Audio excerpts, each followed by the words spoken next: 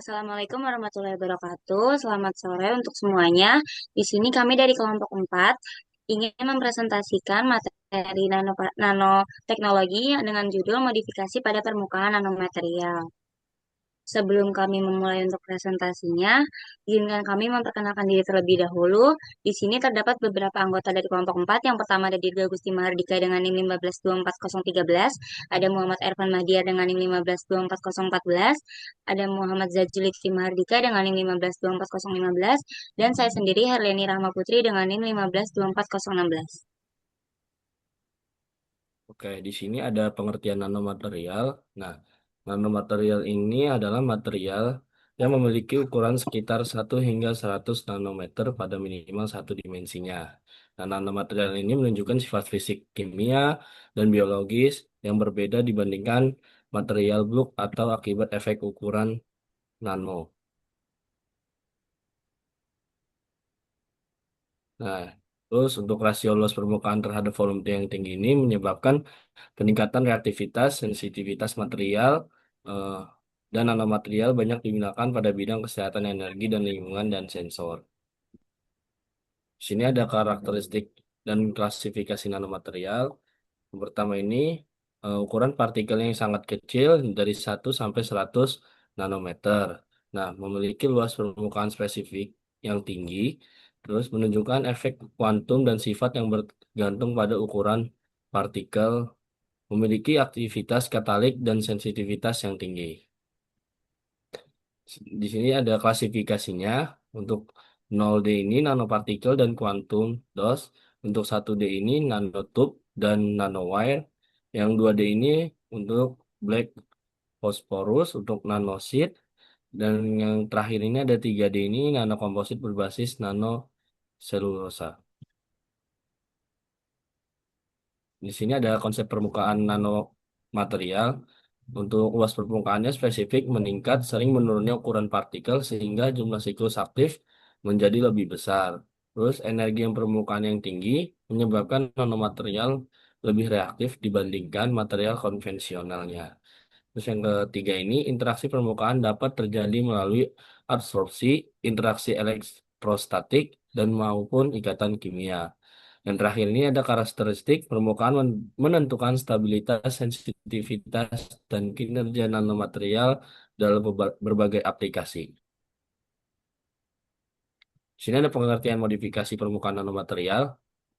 Nah, di sini ada pengertiannya. Modifikasi permukaan adalah proses perubahan sifat fisik, kimia, atau biologis pada permukaan nanomaterial. Yang tujuannya ini ada empat. Yang pertama, meningkatkan stabilitas nanomaterial. Yang kedua, meningkatkan biokompatibilitas dan bioavailabilitas.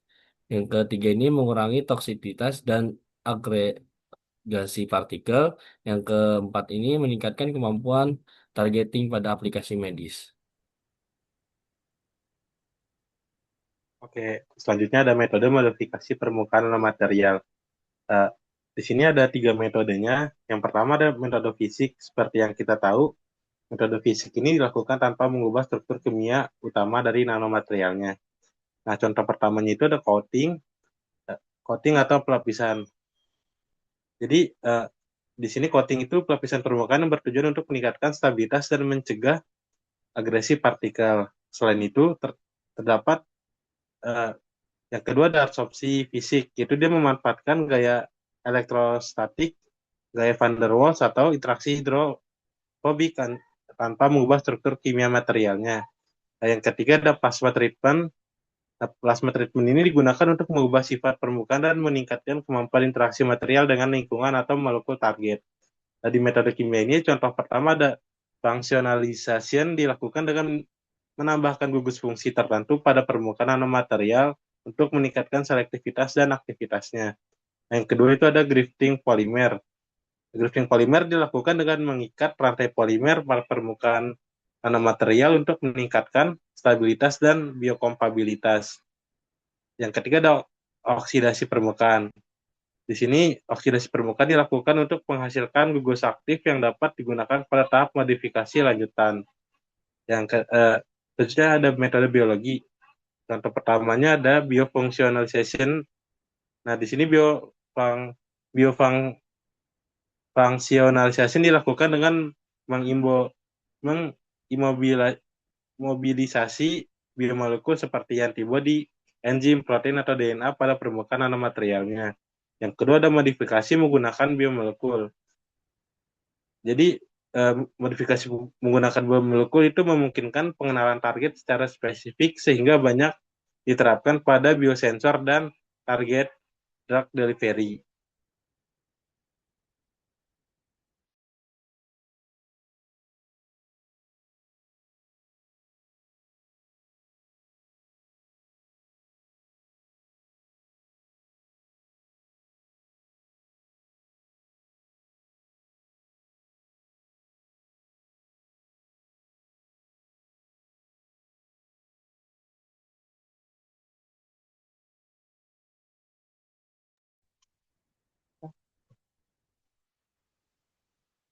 Selanjutnya ada modifikasi permukaan secara fisik.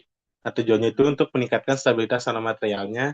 Yang kedua, meningkatkan biokompatibilitas dan bioavailabilitas. Terus yang ketiga ada mengurangi toksisitas dan agresi partikelnya.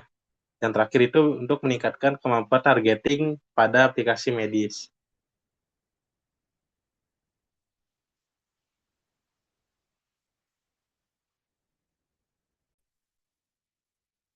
Selanjutnya terdapat karakterisasi permukaan nanomaterial.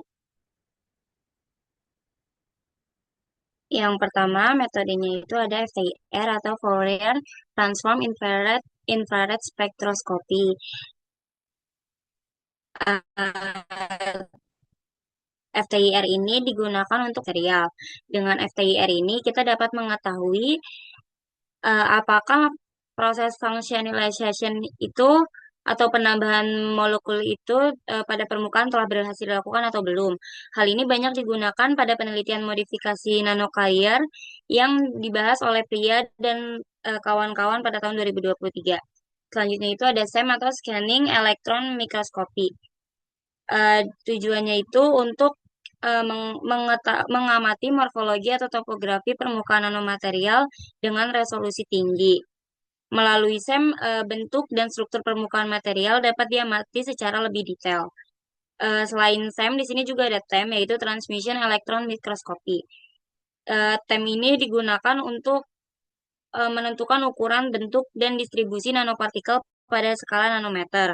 Sebagai contohnya pada penelitian Bai dan kawan-kawan pada tahun 2024, TEM ini digunakan untuk mengkarakterisasi black phosphorus nanosheets dan menunjukkan bahwa material tersebut memiliki morfologi dua dimensi dengan ukuran rata-rata sekitar 414 nanometer. Spektroskopi. Unsur dan keadaan kimia pada permukaan nanomaterial setelah modifikasi. Selanjutnya di sini ada zeta potensial. Zeta potensial ini, parameter ini digunakan untuk mengetahui muatan permukaan dan stabilitas dispersi nanopartikel dalam suatu media. Semakin tinggi nilai absolut zeta potensial dan mengalami agregasi.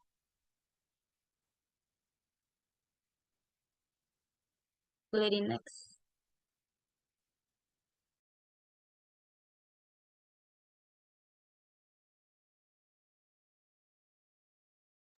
Selanjutnya terdapat aplikasi pada bidang kesehatan. Yang pertama ini ada di drug delivery atau sistem pengantaran obat.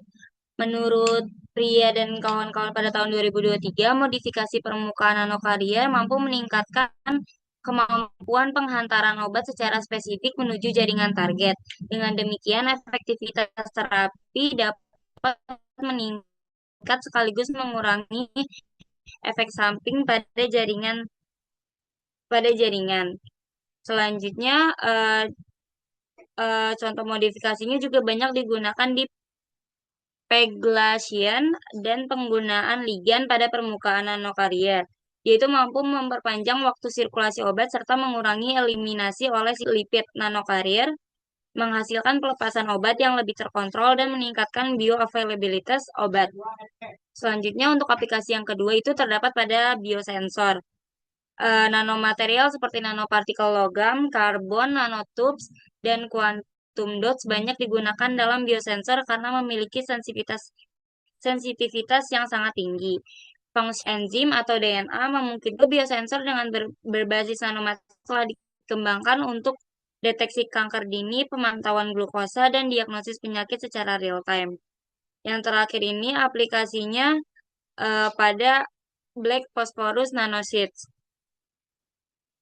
Black Phosphorus Nanoseeds ini yang tadi sempat disinggung di slide sebelumnya menunjukkan biokompatibilitas yang baik dan mampu berinteraksi dengan sel endotel untuk mendukung proses penyembuhan luka. Material ini juga dapat meningkatkan angiogenesis atau pembentukan pembuluh darah baru atau pada area luka. Selanjutnya, Black Phosphorus Nanoseeds ini juga meningkatkan deposisi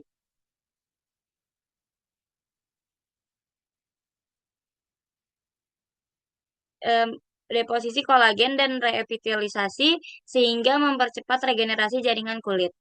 Boleh di next.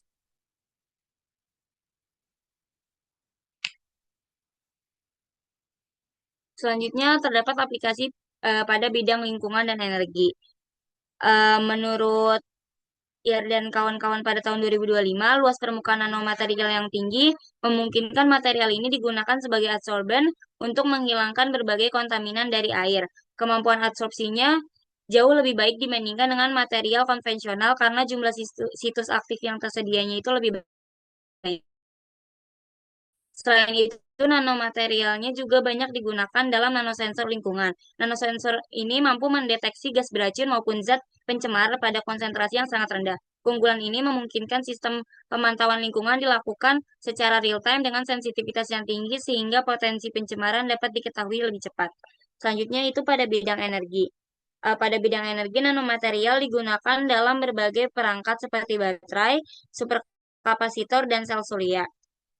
Ukuran nano dan luas permukaan yang tinggi dapat meningkatkan proses transfer elektron sehingga performa perangkat energi menjadi lebih baik.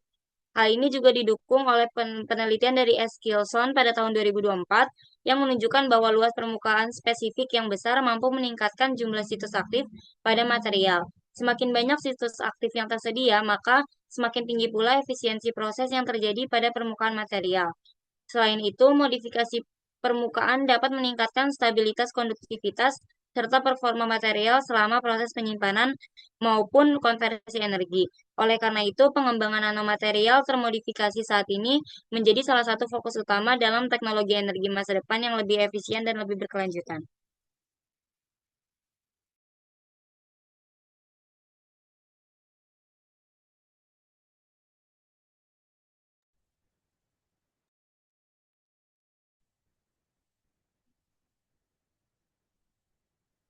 Slide sebelumnya. Lalu di sini ada aplikasi material pada komposit. Pada saat ini ditunjukkan contohnya nanoselulesa dapat dimanfaatkan sebagai matriks atau support untuk menempatkan nanopartikel logam seperti emas, perak, dan platina. Kombinasi ini menghasilkan nanokomposit yang memiliki aktivitas katalitik tinggi karena luas permukaan yang besar dan distribusi nanopartikel yang lebih merata. Selain itu, material komposit ini memiliki stabilitas yang baik dan dapat digunakan kembali dalam beberapa siklus proses, sehingga lebih efisien dibandingkan katalis konvensional. Oleh karena itu, nanokomposit berbasis nanoselulosa dan nanopartikel logam memiliki potensi besar untuk mendukung berbagai proses katalisis yang lebih berkelanjutan. Lanjut. Nanomaterial memiliki berbagai keunggulan yang membuatnya menarik untuk dikembangkan. Pertama, ukurannya sangat kecil memberikan luas permukaan yang tinggi, sehingga reaktivitasnya meningkat. Selain itu, nanomaterial juga memiliki sensitivitas yang baik, sehingga banyak digunakan pada biosensor dan aplikasi diagnostik. Pada bidang kesehatan, nanomaterial mampu meningkatkan efisiensi pengantaran obat ke target tertentu, sehingga mendukung konsep targeted therapy. Namun di balik keunggulan tersebut masih terdapat beberapa tantangannya, yaitu biaya sintesis yang relatif tinggi, stabilitas jangka panjang masih menjadi perhatian, dan potensi toksisitas harus dievaluasi lebih lanjut. Lalu kesimpulan dari PPT kami, nanomaterial memiliki sifat yang unik karena ukuran partikelnya berada pada skala nano dan memiliki luas permukaan yang sangat tinggi. Karakteristik ini memberikan berbagai keunggulan yang tidak dimiliki material konvensional.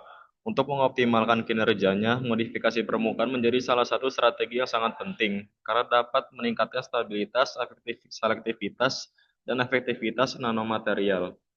Modifikasi tersebut dapat dilakukan melalui pendekatan fisik, kimia, maupun biologis sesuai kebutuhan aplikasinya. Saat ini nanomaterial telah banyak dimanfaatkan pada berbagai bidang, seperti tadi contohnya pengantaran obat, biosensor, katalis, pengolahan lingkungan, hingga material fungsional. Dengan perkembangan riset yang terus berlanjut, nanomaterial akan memiliki peran yang semakin penting dan mendukung kemajuan teknologi dan industri di masa depan.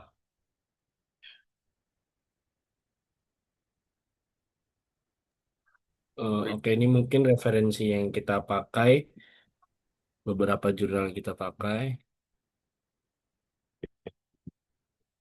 Ini mungkin sudah cukup. Bila ada, terima kasih dari kami atas presentasinya. Bila ada pertanyaan, silakan untuk bisa mengisi di kolom komentar, pertanyaan dan saran.